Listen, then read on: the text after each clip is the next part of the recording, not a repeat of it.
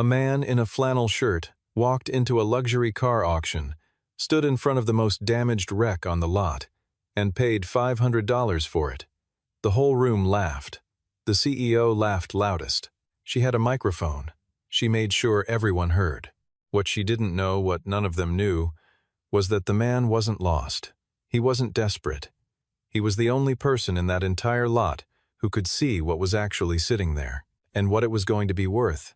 Stay with this, because what he did next, nobody in that room saw coming. The car sat at the far end of the auction lot, like something the world had already decided to forget.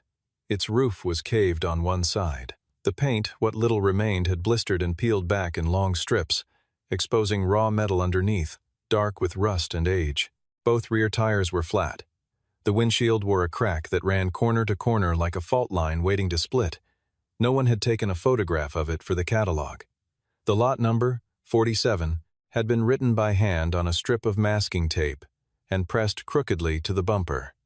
Whoever prepared the listing had typed 4 words in the description field. Condition unknown, damage extensive. Nobody stopped to look at it twice. Nobody, except Lucas Merritt. He had been standing in front of it for 12 minutes. He knew because Cole had counted out loud, the way 7-year-olds do when they are bored and patient at the same time. Lucas had not moved. His hands were in the front pockets of his flannel shirt, and his eyes moved slowly across the car, not with the casual sweep of curiosity, but with the focused, deliberate attention of someone reading a language other people had forgotten. The auction had begun 2 hours earlier.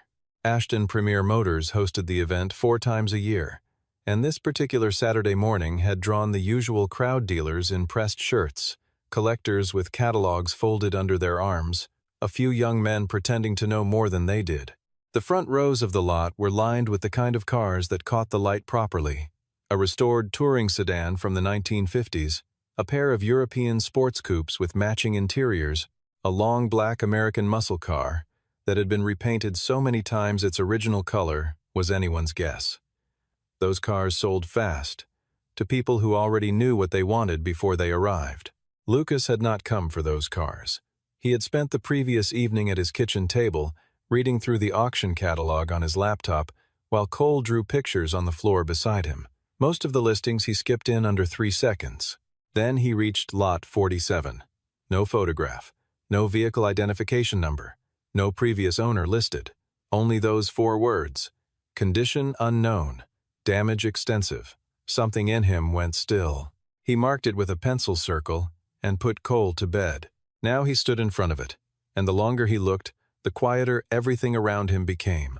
The body was low and long. The roofline had a particular slope, a specific pitch at the rear that belonged to a very short list of cars built during a very specific window of years. The rear quarter panels flared in a way that was not accidental. That kind of geometry cost money in the 1960s, and it was not copied cheaply. He crouched beside the driver's side door and looked at the gap between the fender and the hood. He stood and walked to the rear and studied the angle of the taillight housings beneath the grime. He pressed 2 fingers against the lower sill and felt the shape of the metal through the rust, the way a doctor presses a hand against a rib and knows what is underneath. Cole appeared at his elbow. "Is this one ours, Dad?" Lucas looked down at his son. The boy was holding a small die-cast toy car, a worn blue coupe he carried everywhere, its paint rubbed nearly smooth from years of handling, the same shape he reached for when he was nervous or tired or simply needed something solid in his hand. Lucas crouched to Cole's level. "What do you see?" Cole studied the wreck for a moment, head tilted, one eye slightly narrowed the way he always thought. Then he held up his toy. The roofline of the die-cast matched same pitch, same length, same quiet elegance under all the damage. "It looks like mine," Cole said. Lucas nodded once. He stood up and walked toward the auction table. The bidding on lot 47 opened with the auctioneer's voice carrying a tone of mild apology. He read the description flat, offered no encouragement, and paused for a long 5 seconds after the opening call. No hands went up. He called again. "Silence." Lucas raised his hand. $500. The auctioneer moved to close it quickly, the way people close a conversation they are not proud of. But before the gavel fell, something happened that would not have happened if the lot had sold quietly and without notice. A voice came from behind the rope line, where the VIP section was arranged a cluster of white chairs and a low table, the kind of area that existed to signal that some people were watching and others were merely present. The voice was clear, pitched perfectly to Carrie, and it belonged to Violet Ashton. "Congratulations." She spoke the word the way people speak it when they mean the opposite. "You just paid $500 for the most expensive pile of scrap metal in the parking lot." Laughter followed a handful of it, from the men seated near her, the kind of laughter that requires an audience to exist. Violet stood with a wireless microphone clipped to the lapel of her teal blazer, and she delivered the line with the ease of someone who had learned long ago that a room's attention is a tool like any other. Lucas did not turn around. He looked down at Cole. The boy had heard it. He was looking up at his father with his toy car pressed between both hands, and his face had gone very still. Lucas placed one hand on Cole's shoulder and kept it there. "We know what we're doing," Lucas said quietly. He said it only to his son. He walked to the registration table and signed the paperwork. He folded the receipt and slid it into his shirt pocket. Then he took Cole's hand and led him toward the exit to wait for the tow truck. Cole looked back once as they walked. He watched the men near the VIP section, still talking, still angled toward each other, the way people angle when something has amused them. Then he looked down at the blue toy in his hand and held it a little tighter. Violet Ashton had not always been good at reading rooms. She had learned it, the way she had learned most things under pressure, with the knowledge that failure had a particular set of consequences in her family. Her stepfather, Owen Hartley, had been chairman of the board at Ashton Premier Motors for 22 years before she was given the title of CEO at 30. He had not given it to her easily. He had given it to her the way a man gives someone a test by handing them something fragile and watching what they do with it. She was good at the job. She believed that. The numbers bore it out. The brand had grown under her leadership. The auction events had expanded into new markets. The inventory was more carefully curated than it had been under any of her predecessors. She had worked for it. She kept working for it. But some days the job looked different depending on who was watching. On the Saturday of the auction, Owen Hartley was seated 4 feet to her left in the VIP section, and she had been aware of his eyes since the event began. She had been aware of the way the catalog was printed, the way the tables were arranged, the way the right buyers were seated near the front. When Lot 47 had gone to a man in a flannel shirt who had brought his child to an auction, and when the room had given her a half-second of silence that felt like an opening, she had walked through it. She had not thought about the boy. She had already moved on when she saw him in her peripheral vision, Cole, standing with his toy car pressed between both palms, watching her with a child's unfiltered attention. She had continued talking. She had finished the event. Owen had placed a hand briefly on her shoulder as the crowd thinned, which was as close to approval as he ever came, and she had filed the sensation away and returned to work. The satisfaction lasted about 4 days. On a Wednesday evening, Diana Cho, her assistant, a quiet woman who had a gift for surfacing the things Violet preferred not to look at, set a folder on her desk. Inside was a transaction summary for the quarter's auction lots, flagged by an internal review. Lot 47 had been submitted by a third-party broker, operating under the name Reese Acquisitions Group. The principal of that company was Dominic Reese, a dealer Violet had worked with intermittently for several years, a man who was professionally charming in a way that made her occasionally uncomfortable without giving her anything specific to name. The file on Lot 47 was thin. No vehicle identification number in the submission. No previous title. No documentation of origin beyond a cover note describing the source as a private collection, details confidential by request of the owner. This was not impossible. Private sellers occasionally required discretion, but it was not standard procedure, and it had been processed through without the additional verification step that was supposed to catch exactly this kind of gap. Violet looked at the folder for a long time. A specialist publication had run a short item that same week. No company names, no accusations, only a paragraph, noting that several consignment vehicles of uncertain origin had been circulating through high-end auction channels in the western states. The piece had been forwarded to her by Owen with a single line appended. "Let me know when this is resolved." She called Dominic the next morning. He answered on the second ring and explained everything in the tone of a man who explains things for a living. The car had come from a private estate, he said. The owner had reasons for not appearing in the paperwork, entirely legal reasons, he added quickly. This kind of arrangement was not uncommon.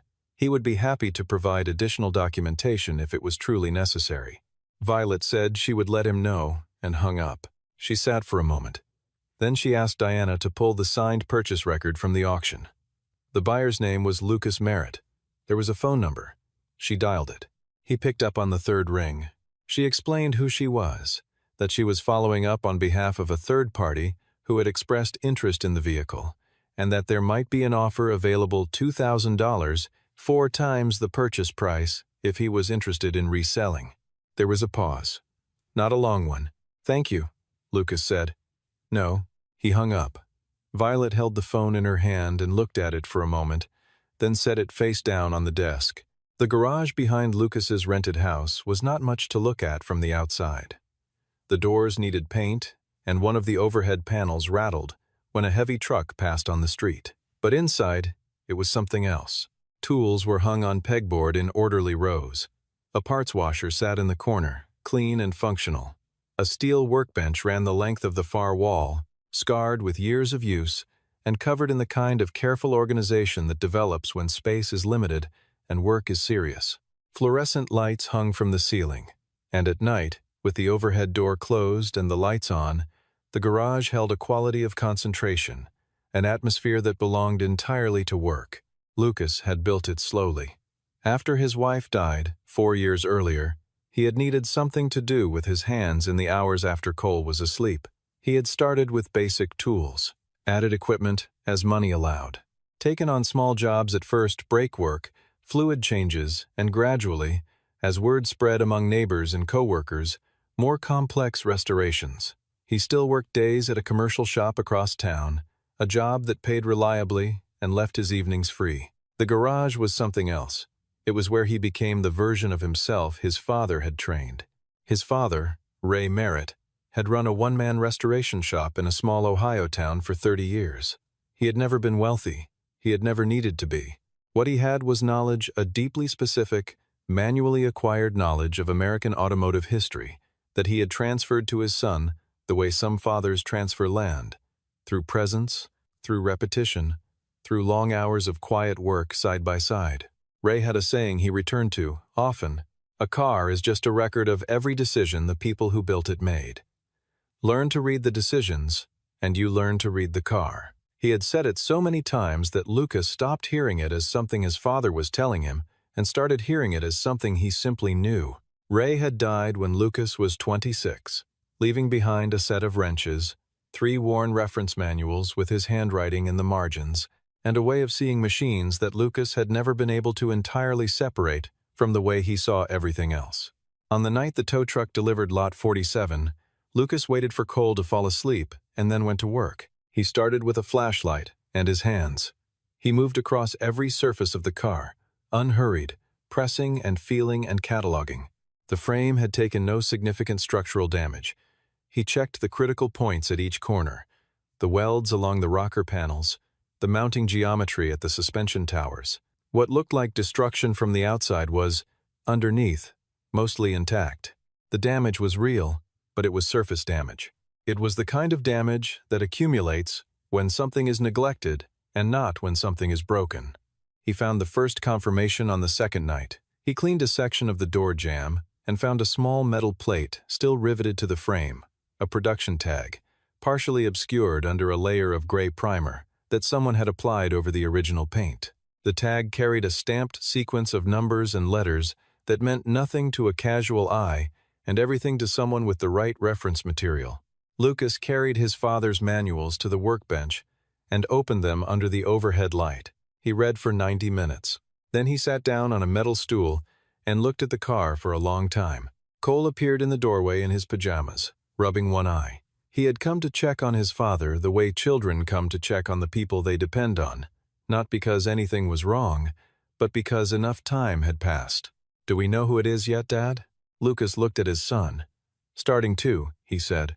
"Is it good?" Lucas turned back to the car. The overhead light fell across the battered body at a low angle, and the shadow it cast made the lines of the car visible in a way the damage normally obscured long and deliberate, drawn by someone who knew exactly what they were doing. "Yeah," Lucas said. "It's good." The work went on for weeks. He dismantled the car in a sequence, body panels removed carefully and stacked against the wall, labeled with masking tape and pencil. The engine came out on a Saturday, while Cole sat on a folding chair at the edge of the garage, eating crackers and narrating. The interior was stripped with the patience of someone who understood that the frame beneath had not been assembled carelessly, and could not be reassembled carelessly either. He found an obstacle in the third week, a slight deformation in the left A-pillar invisible from any normal angle, detectable only with measuring instruments and the specific suspicion he had developed from years of his father's teaching. The pillar had twisted, very slightly, during whatever incident had ended the car's active life. If it was left uncorrected, every alignment that followed would carry the error forward, and the car would never sit right. He had no hydraulic frame press. He solved the problem the way his father would have, with cables, anchor points, and incremental force applied over 4 consecutive nights. Cole brought him a glass of orange juice one morning, when Lucas had worked until the light outside changed from black to gray, and set it on the workbench without saying anything. Lucas drank it without looking away from the pillar. The engine block was another matter. He disassembled it completely, cleaned each component, measured tolerances against the specifications in his father's manuals, and replaced what needed replacing.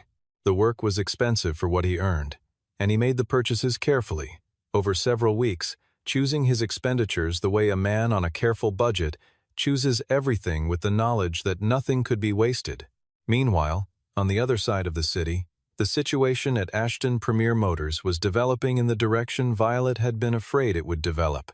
A second industry publication ran a piece that mentioned auction irregularities in the Western luxury market.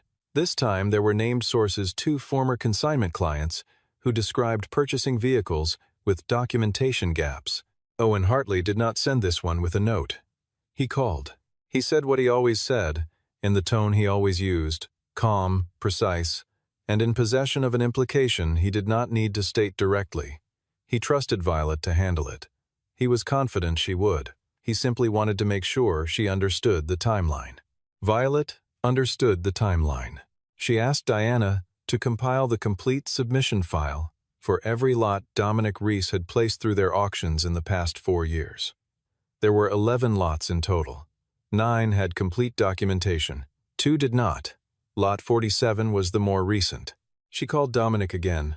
This time his tone had shifted by a degree, still smooth, still practiced, but carrying the faint compression of a man who is beginning to understand that the room has changed. He suggested that if documentation was truly a concern, perhaps the matter could be handled quietly, through a private arrangement. He used the word arrangement twice. Violet ended the call. She looked at the name on the purchase record again. Lucas Merritt. She dialed. This time no one answered. She did not leave a message. She deleted the number from her recent calls log.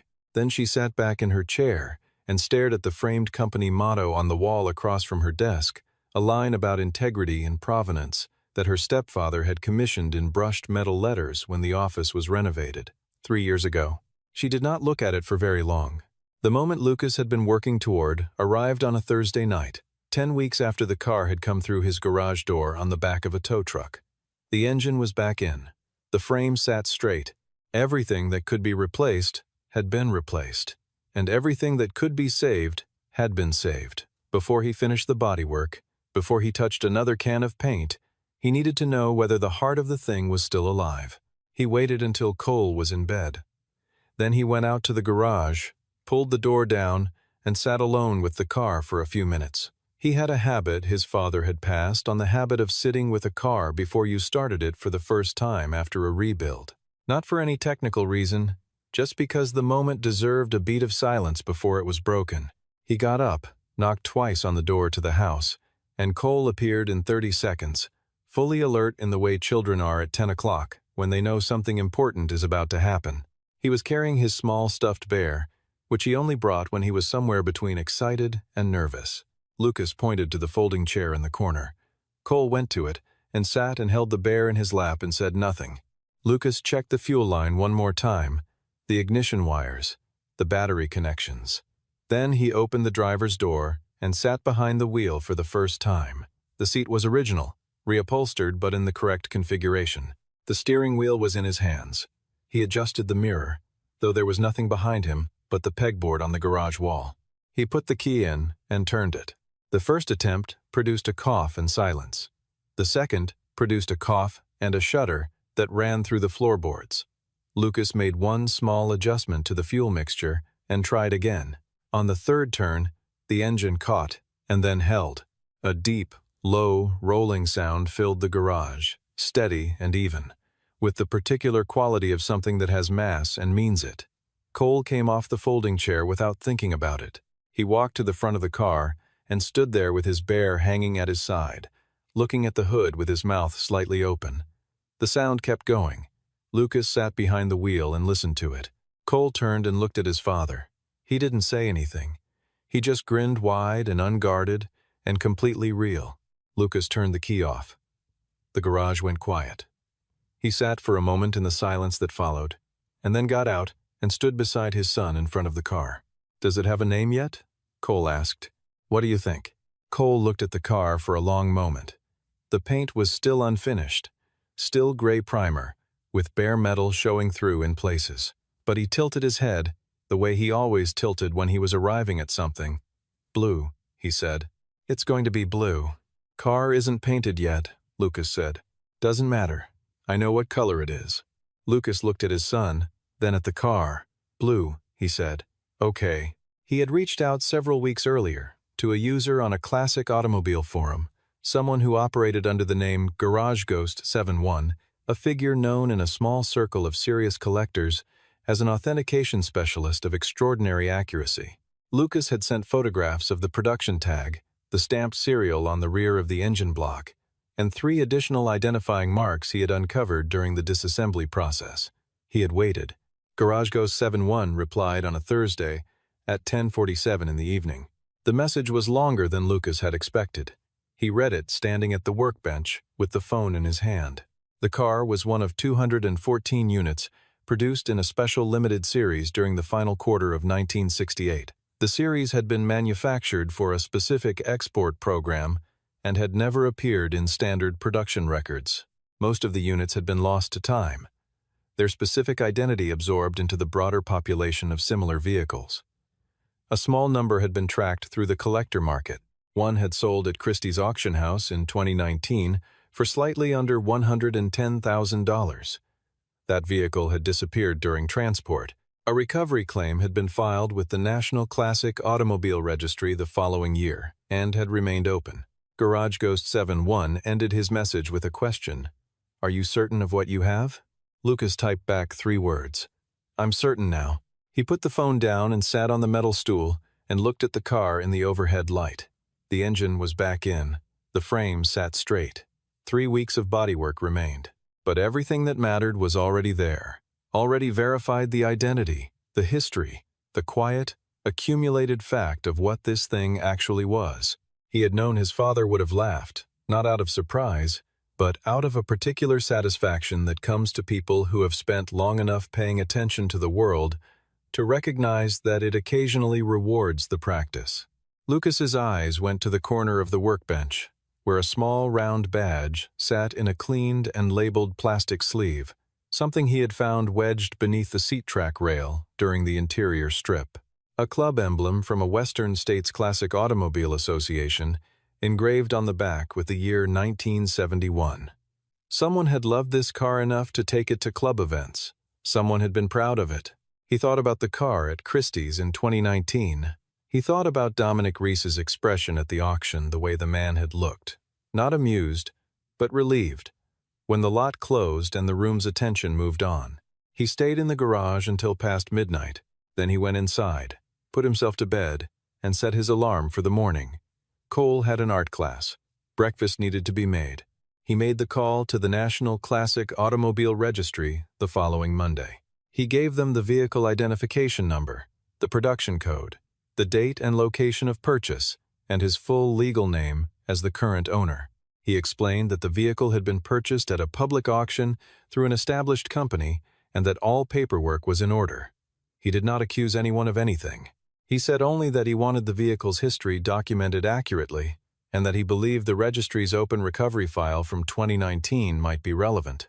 The registry representative took down the information and said processing typically required 10 business days. It took 6. The restoration was complete by the end of the 14th week. Lucas had chosen the original factory color, a deep cobalt blue that appeared in only one page of his father's reference manuals, listed under a 2-letter code that most readers would have skimmed past without recognition.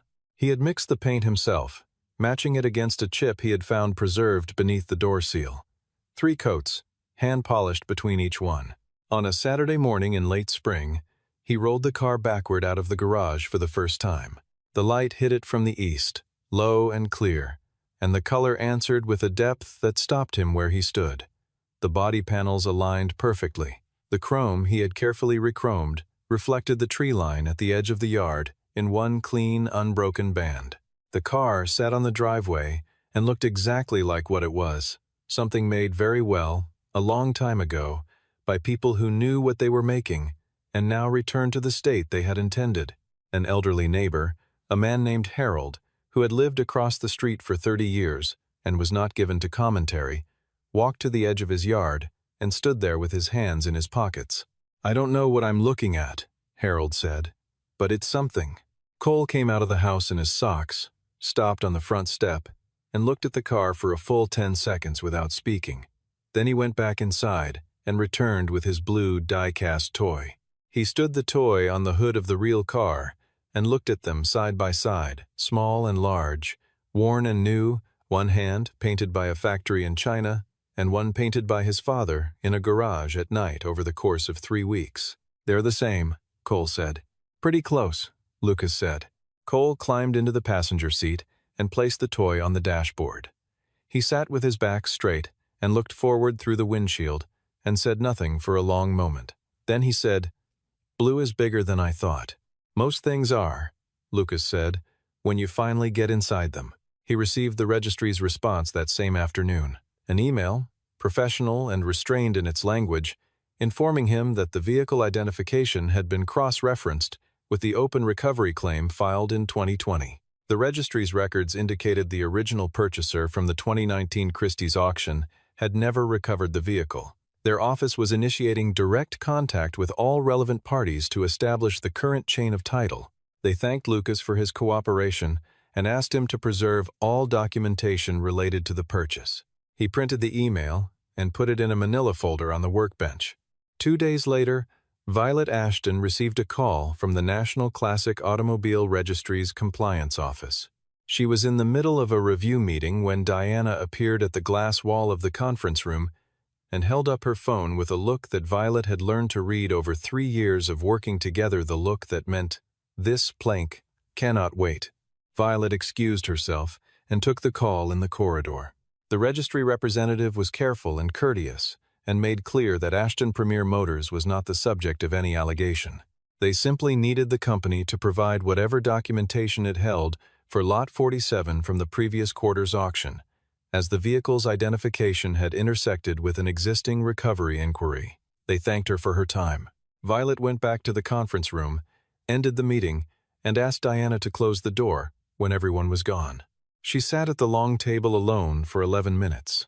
Then she said, out loud to no one, "Get me everything on Lot 47. The documentation confirmed what she had suspected, but not yet allowed herself to state directly. The submission from Reese Acquisitions Group contained a vehicle identification number that had been entered incorrectly, not in the way that errors occur by accident, but in the way errors are introduced when someone understands the system well enough to know exactly which character to change. The physical description in the submission did not match the car that had been towed to the auction lot. The discrepancy was deliberate and verifiable. She called Owen. He did not say he was surprised. He said he trusted her to ensure the company's cooperation was total and immediate. He said if the originating issue was traced back to a third-party broker acting without the company's knowledge, that was a very different matter from negligence on the part of the company itself. He said these things slowly and clearly, as he always did. Violet understood. She got Dominic's attorney on the phone instead of Dominic. The conversation was brief. Then she asked Diana for Lucas Merritt's home address. She drove herself. It was evening and the city was quiet, and she did not think about what she was going to say until she was parked in front of the small rented house with the detached garage and the light visible under the garage door. She sat in her car for a moment. Then she got out. She heard the faint sound of a radio through the garage wall before she knocked. He opened the side door wearing work pants and a gray shirt and looked at her without apparent surprise, the way people look at things they have been expecting without knowing they were expecting them. Violet told him about the registry call. She told him about the documentation discrepancy in the submission from Dominic Reese. She told him that the company's legal position depended in part on the transaction itself being verified as legitimate, which it was, she said. He had bought the car in a public auction, with paperwork, for a declared price. Whatever had happened upstream of that transaction was upstream. She stopped. Lucas stepped to the side of the doorway, and she could see the car behind him. Under the light, finished, blue, and absolutely still. She stopped talking entirely. She had seen thousands of cars. She had grown up around them, been educated in them, built a career evaluating them. She looked at the car in the garage and understood in a single, unnarrated moment what Lucas had seen in the wreck at the back of the auction lot, and what she, holding a microphone and performing for an audience, had completely failed to see. "Did you know what it was when you bought it?" she said. "I suspected," Lucas said. "I confirmed it about 2 weeks in, and you still called the registry." "Of course." She was quiet for a moment. "You could have sold it privately. No one would have known." Lucas looked at her steadily. "Someone in Colorado would have known. The person who bought it in 2019. He paused. "And I would have known." A door opened at the back of the garage that connected to the house. Cole appeared in the gap, barefoot, in the careful way children enter rooms, where adults are having conversations they don't entirely understand. He looked at Violet, then at his father, then at the car. "Is she here to see Blue?" Cole asked. "She is," Lucas said. Cole looked at Violet with the direct attention of a child who has not yet learned to filter it. "It came out good," he said. "Dad fixed it." Violet looked at the boy for a moment. Then she looked at the car. When she spoke, her voice carried none of the register it had worn at the auction. No audience in it, no performance, just the plain, flat statement of something true. "Yes," she said. He did. The matter involving Dominic Reese moved forward without Lucas's active participation. The registry and the attorneys for the original Colorado purchaser established the chain of custody through documentary evidence. The falsification in the submission record was traceable and specific. Dominic's company became the subject of a formal investigation. Ashton Premier Motors provided its full cooperation, and, because the documentation trail clearly showed the company had been supplied with false information by the broker, its legal exposure remained limited. Owen Hartley did not express gratitude openly, but he stopped calling with timelines. Lucas spoke once with the Colorado purchaser, a man named Walter, 78 years old, who had bought the car at Christie's because he had seen one identical to it in a showroom as a young man and had spent the better part of his adult life trying to find another. When Lucas told him the car had been fully restored to original specifications, Walter went quiet for so long that Lucas thought the call had dropped. Then Walter said, "You did what I never could have done, even if I'd had it all along." They arranged the transfer without lawyers. Walter's representative drove up with a transport truck on a Tuesday morning, earlier than expected, and Lucas was in the garage doing cleanup when he heard it pull into the street. Cole stood at the edge of the driveway with his blue toy car in both hands. He watched the car being loaded onto the transport platform, the blue bodywork catching the morning light one last time before it went up. He did not cry. He was the kind of boy who carried things inward, the way his father did, and processed them quietly. When the truck had turned the corner and the sound of it faded, Cole looked at the empty garage bay, the rectangle of slightly cleaner concrete where Blue had stood for 14 weeks, marked only by a faint oil stain and the outline of where the floor jack had rested. "Are you sad, Dad?" Cole asked. Lucas stood beside his son with one hand on the boy's shoulder. "A little," he said, "but I'm not sorry." Cole thought about this. "What's the difference?" Lucas looked down at him. "Being sorry means you wish you'd done something different. Being sad just means you knew it mattered." He paused. The right thing and the easy thing aren't always the same, but you still feel it when you do the right one. Cole turned this over for a moment the way he turned most things over, slowly, thoroughly. Then he nodded, the way he nodded when something registered and he chose not to question it further.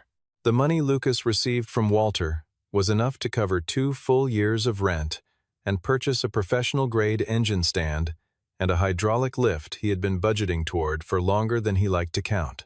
It was not a windfall. It was not a transformation. It was the specific and proportionate return of someone who had done skilled work with integrity and been compensated accordingly. He put most of it in an account he did not touch, except for the equipment. He received a call from Violet 8 days after the car left. She told him the company was restructuring its third-party submission process and adding a verification layer that should have been there from the start.